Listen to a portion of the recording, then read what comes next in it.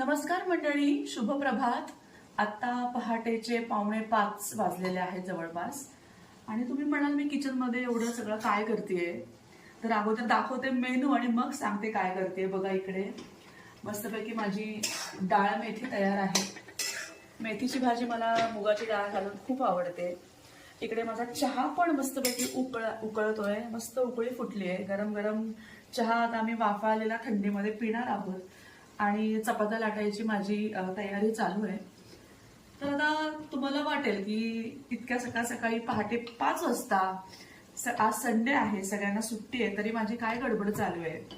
तर मंडळी कसं आहे ना, असं म्हणतात की देवाने जोपर्यंत आपल्याला बोलवलं नाही ना तोपर्यंत आपण दर्शनाला काही जात नाही.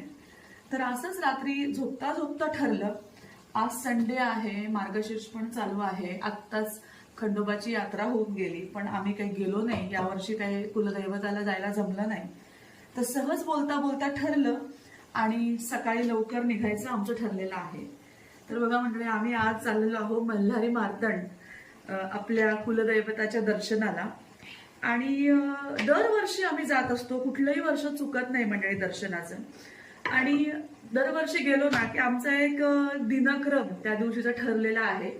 तो म्हणजे मस्तपैकी सकाळी लवकर गडाच्या पायथ्याशी पोचायचं, साधारण 9 वाजता. म्हणजे चढायला पण मजा येते गडावरती.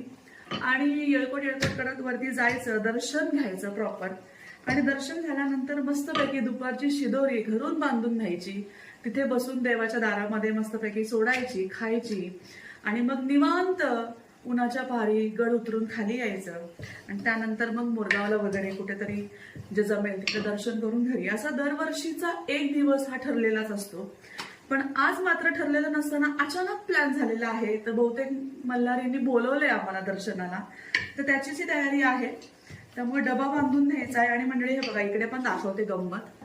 आमच्या मुलींना काय आज नेऊ शकणार नाही आम्ही, त्यामुळे मुलींसाठी हे बघा मटकी मी शिजवून ठेवली आहे.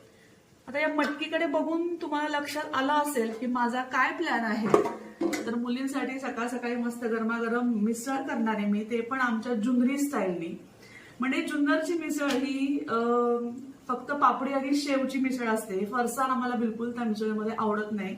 तर सेम तसा जुन्नरी झटका करणार आहे मिसळचा. आता मिसळची रेसिपी दाखवायला मला वेळ नाही खरंच, परंतु झाल्यानंतर मी फायनल प्रोडक्ट तुम्हाला नक्की दाखवेल.